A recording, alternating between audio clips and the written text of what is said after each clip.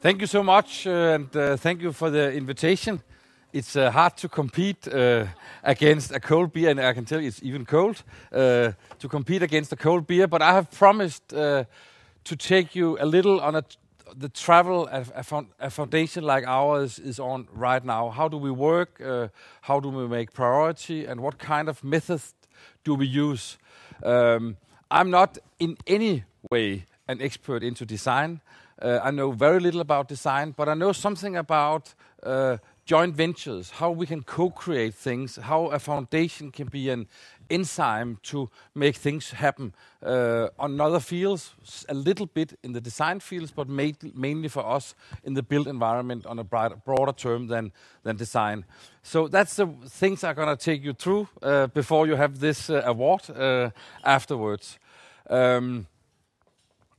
Just 2 seconds about me. I have been working in Realdania for the last 10 years being a board member, and I changed to be the CEO 1 year ago.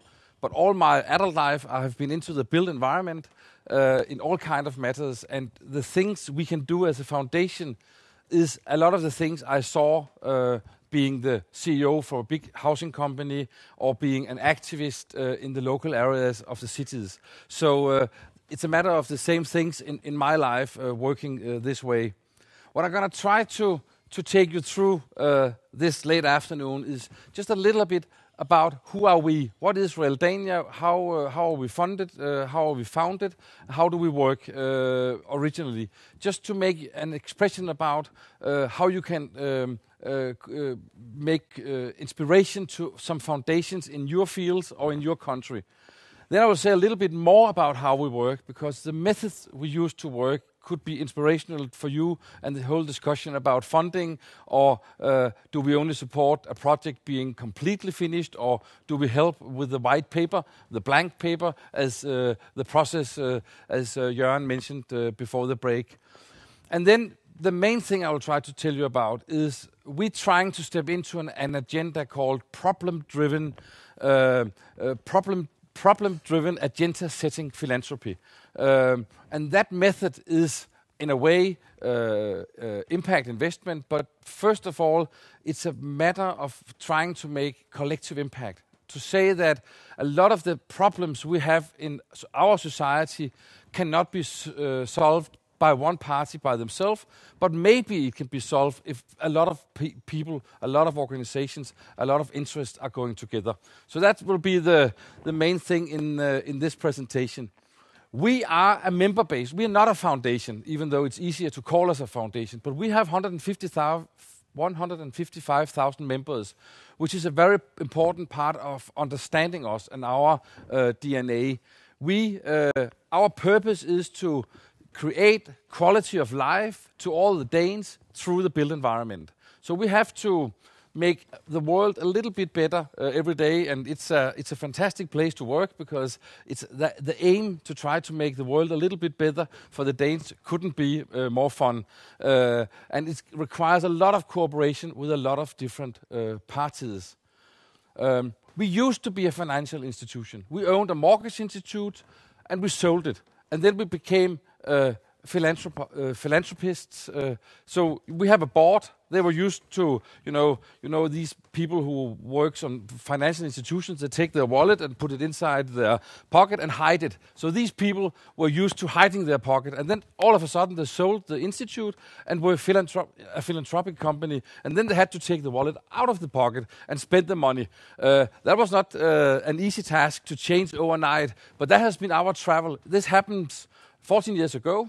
So we have been crawling, we've been a toddler, and now we are a teenager. So trying to be faithful to the roots, we're still trying to make this kind of evolution that is our responsibility, being 14 years old. And the way we do that is trying to put the member-based part of our association more into our DNA. So we still have a history being financial. We still, and our whole aim is to be philanthropic, but we try to put the membership DNA way more into our DNA. So the story short is that up to year 2000, we were a financial institution. Then we have had 13, 14 years as being a philanthropic association, and now we still are a philanthropic association, but a focus on members and member-based. Just a little bit about the impact we can make, and I will do this in Danish kroner. If you are from a Euro country, you have to divide by 7.5. If you're from United States, you have to divide by 5.5. We had 10 billion Danish kroner when we were created in 2000. We have spent 15 billion Danish kroner for these 14 years to philanthropic activities. And since we are not a foundation, we have to pay tax. And we paid 3 billion in tax. And as we usually say, that is also a kind of philanthropy, even though we don't take decisions on how they are spent. So we had 10 billion, and we have spent 18 billion. And we have today, last year when we finished, we had 18.5 billion. So we have increased our values, but we have spent and delivered 18 billion Danish kroner to the society. We have a lot of projects. We have been supporting 2,500 projects almost, and right now we have almost 700 projects actively running with an investment more than 20 billion Danish kroner, where our contribution is a little bit more than 10. So it's a lot of big projects, a lot of mid-sized projects, and a lot of small projects, which are more processes, maybe creating big processes at our place, but primarily creating big processes other places or in companies. How do we work? We have you could say a board game. Our field play is cities, buildings, and built heritage. This is the way we have defined our purpose. Our money come from hundreds and 200, almost 200 years of mortgage loans.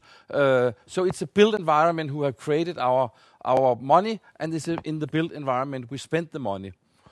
We have a very important thing in our way to work.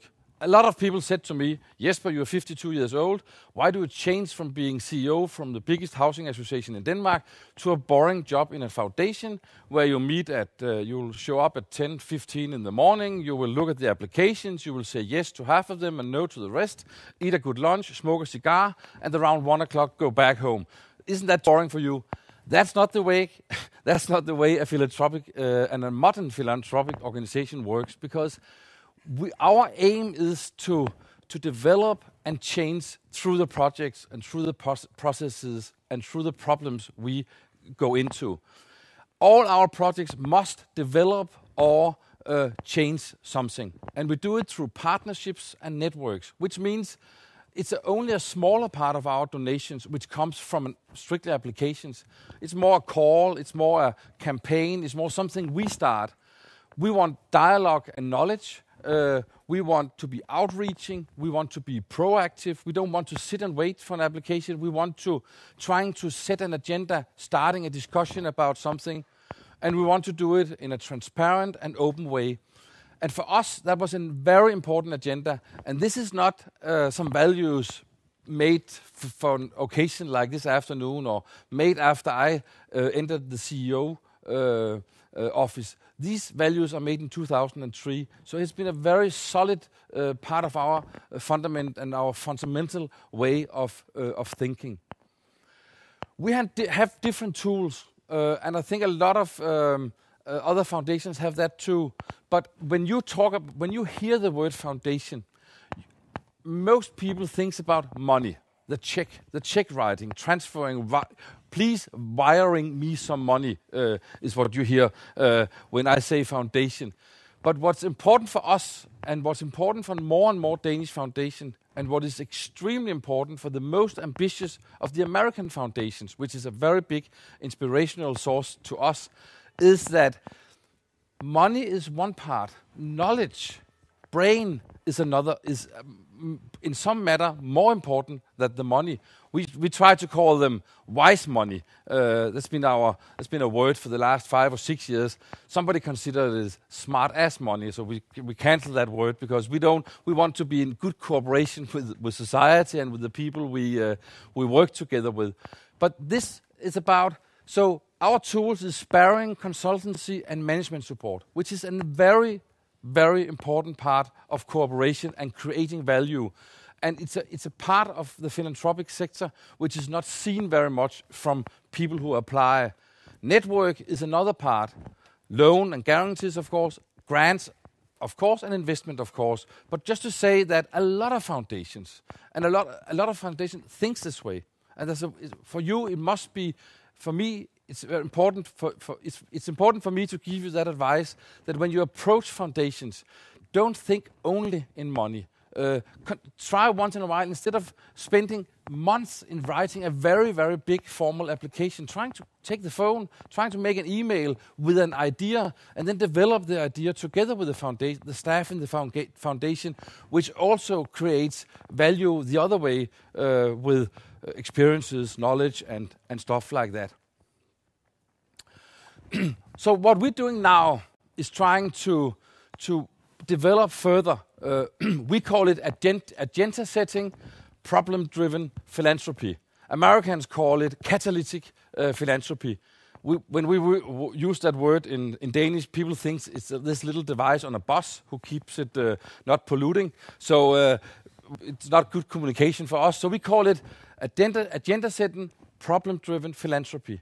And in this part, I think there could be some important points for you to take further on.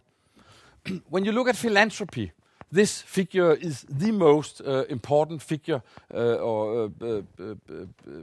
because it shows 3 different levels of philanthropy. The people who thought I was going to work late in the morning and go home right after lunch were the people who only knew what's called classic philanthropy. You can't see classic because of our logo, but it says classic philanthropy. Classic philanthropy is shown by the fish.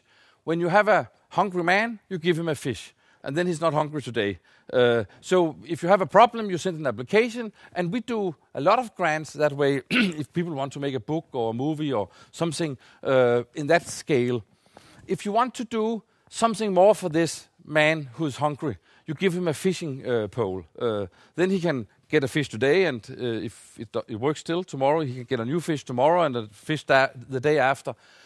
That is what we call wise money. We get an idea, people have a proposal, and we're trying to help them make it a little better, or find the right consultant, or trying to mix from another project a guy here or another applicant, and try to mix a team who could solve that problem. Or maybe we redefine the problem a little bit. That's the way saying strategic philanthropy. Catalytic philanthropy is when you say it's not enough to give the hungry man a fish or to give him a fish pole. You have to make long-lasting changes of structures. You have to build a port. You have to make a finance system so somebody can buy a ship and go out fishing. You want to have an industry who can take this fish and sell it. You want a supermarket. And all these people who needed a fish at the first place can work some of these places and can generate some money. And so you have an ambition trying to solve the problem, not only trying to do a little thing to prevent the problem to be very visible. So we don't only do the right things, the catalytic one, we do all 3 of them. So what we try to do now is trying to jump into some agendas. Jump into the climate agenda, for example. We jump into an agenda, and how do we help people with disabilities to entering the public space and the workspace. We're trying to go into an agenda so we can make equality in people's access to cities or something like that. We're trying to do advocacy.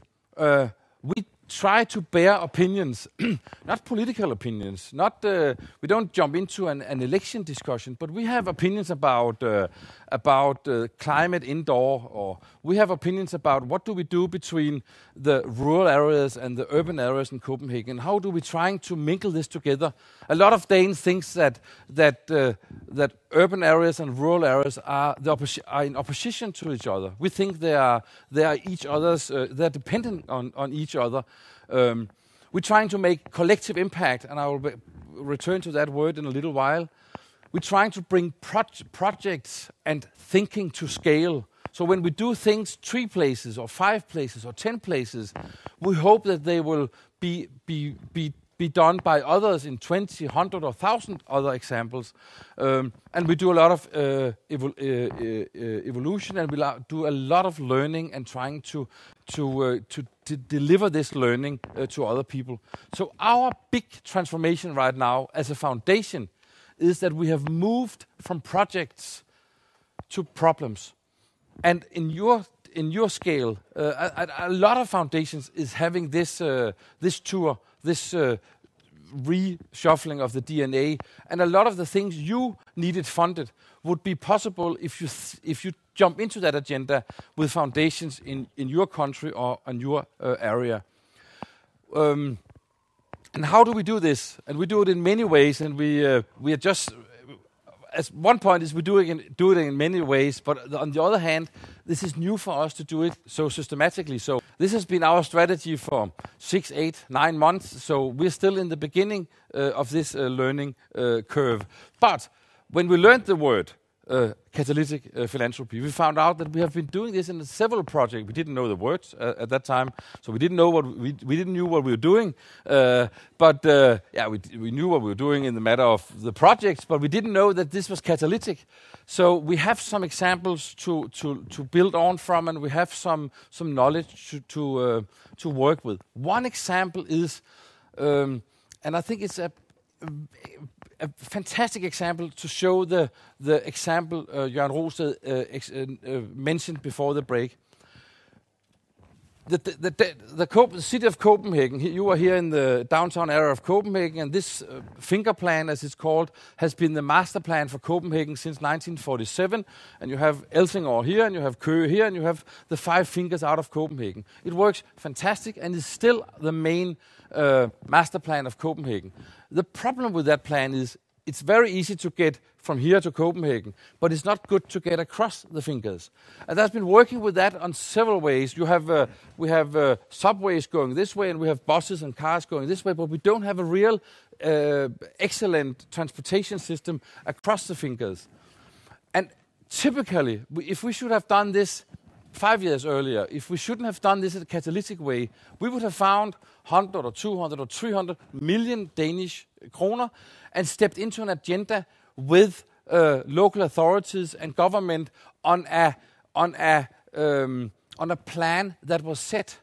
But what we did instead was we didn't spend 100 or 200 or 300 million dollars. We spent $5 million trying to create a secretariat with some very wise architects and planners who could help the 10 mayors from does this work? Yes, from down here to up here. In this area, there are 10 mayors, 10 municipalities, 10 mayors, and then one minister of transportation sitting in here downtown Copenhagen. We're trying to say, could we bring these 11 people together? Could we facilitate that this problem is being the top of agenda? And could we provide some solutions on how this is done? And a Danish architect called Bjarke Ingels from Big Architect made this plan, and he's a very ambitious guy. He thought, we asked him to make a plan from here to here, but he said, I want to include Helsingør in the half part of Sweden. But this is not realized. But within 1 year from starting the meetings with the mayors, they had agreed with the Danish government on making a light rail going this way. And now it's financed, and so these 5 million kroner generated a public investment with between 4 and 5 billion kroner, and it will open in 2019. So that's catalytic, that's scaling, that's processing, that's trying to bring the right people together in order to make a right solution. And it's a part of a risk-willing culture, because we didn't know if this would help. We didn't know if they would agree. We didn't know if this was the right solution. But we tried to say we don't have any stakes in this. If one of the mayors had done that, or if the government has done that, or if the opposition has done that, then there would always be everybody would look for the hidden agenda, up the sleeves. But we didn't have a hidden agenda. We had an agenda on the table, trying to make Copenhagen, trying to increase the quality of the life for the Danes in the greater area of Copenhagen. So that's one example, and that example we now try to do in 5 programs. The method is trying to be used in some part of our donations. We have 5 programs: Room for Everyone, Denmark, Land of Opportunities, Innovation in Construction, Living Built Heritage, and Cities for People. These 5 areas are now our focus areas. That's where we spend between 50 and 70% of our money, but still there's money left for strategic philanthropy and for classic philanthropy.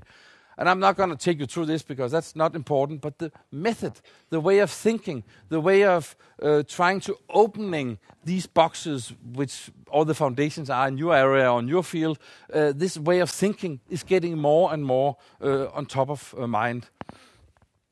So we have said that we will work with these 5 programs, 10 initiatives, but there's still room for the good idea. Our staff will put a lot of resources into helping within the initiatives and within the program.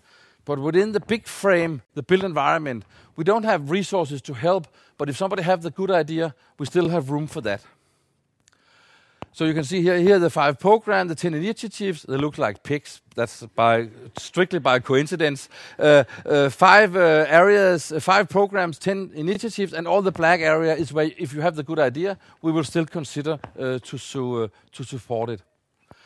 What we do on 3 of the fields is we're trying to talk about the collective impact. And collective impact is the thinking about what can we do together that we can't do individually. The Danes here in the room, I'm sure they recognize, they get a very specific picture on their mind when I say, do you remember December 2009, where the Danish Prime Minister had to close the COP15 meeting without any impressive result? And that meeting showed everybody that the climate challenge can maybe be solved by state leaders, but not by state leaders by themselves. That meeting, the city leaders were not invited to the main building. The next building were the very fine NGOs. That was not the cities. The next building was the not so fine NGOs. Here they had invited the cities. The Lord Mayor of Copenhagen was very mad about that decision. So she invited 80 mayors from all over the world, Michael Bloomberg and a lot of other mayors who participated in a COP15 meeting for mayors.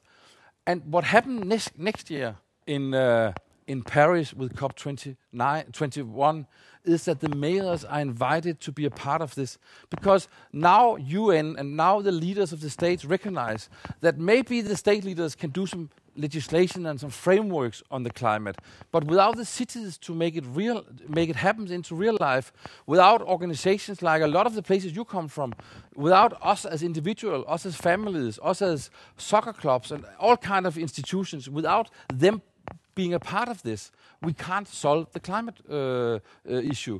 And that's a way to talk about collective impact. And the plan right now, we are engaged in C40, which is the biggest cities of the world, where we, together with Bloomberg and Children Investment Fund Foundation, support all of C40's work for the next 2 years. And the ambition right now is to have 10,000 cities writing a letter where they make obligations to set certain climate standards. So the state leaders can negotiate, and the city leaders say, 10,000 mayors will say, we will follow up. That makes it much more powerful. That thinking is not Realdania. We cannot go on a scale like that. But the thinking is can we take Danish problems? Can we take huge problems in our little society and try to solve it after the same principle as this little figure shows? And what we do here is trying to say, inspired by American foundations, we take 3 issues right now, and then we bring on top level up to 16 organizations together. They have to acknowledge the problem, but they don't know the solution, and they have to acknowledge that they don't know the solution, because if they knew the solution, hopefully it would have been done. And these organizations, government, private organizations, private entities, a lot of different institutions around a problem have to make the obligation when they enter the door that we will try to find solution on this agenda. And there's very different interests. It's North and South Pole in some of the institutions, and they many years since they sat in the same room because they don't like each other. But we have convinced them to try to join this agenda, trying to solve some of the very difficult problems of our society. And what we do is we pay a chairman, we pay some staff, and we give them some money to make some research. But they have to be there on CEO level or the next level on all institutions. And we have set up 3. We are in the beginning of the process, and we think it will work. And the first meeting, and the first one of them will be in a week or 2 from now. And this has nothing to do with design, but the method. The method to work this way. The method is not to find the solution when you apply, but to come with a blank paper saying, we have this problem, we have this agenda, we have this challenge, and then go together with somebody, maybe a foundation, but maybe some of you go together to a foundation saying, we want this, we want to dig into this problem and trying to give our little effort to solve it. So collective impact is, for me, it's a brand new word in Denmark, and we haven't even found a translation yet, except this, together we can do something we can't do individually, but it's a rather long translation. But and maybe we're working on a translation, but the method, I hope, can inspire you just a little bit. So what we're doing in one of these land of opportunities, we're trying to say that there's a big contradiction between our rural areas, where highly industrialized agricultural places producing things to eat and things for energy. They have to exist together with where we have our summer houses, where we go biking in the summer, where we have the beautiful nature and the small frogs. If we can solve this puzzle, that we still have highly efficient industries who are creating export, who are creating money, who are creating jobs, and at the same time preserve our nature, the frogs, and where we want to go for summer vacation. If we can solve that, we have solved a little bit of our problem in our society. And these 16 parties with all kind of different institutions, government institutions, private institutions, interest organizations, and so on, have accepted to join this work in this collective impact group about the open countryside as a double resource. So that's the way we work. I know it has nothing to do with design, even though I have heard my presentation was a little more well-designed than all the designers you have been listening to all day. Sorry, I haven't seen it. I have a little pamphlet in English if anybody wants to dig a little bit more into this, and I have a little pamphlet in Danish if somebody wants to read the Danish version. We have a website called Realdania.org if you want the English version, or Realdania.dk if you want the Danish version. So that was my little contribution to your day. I won't postpone the beer anymore, but if any of you have any questions, I'm willing to answer. Thank you for your time.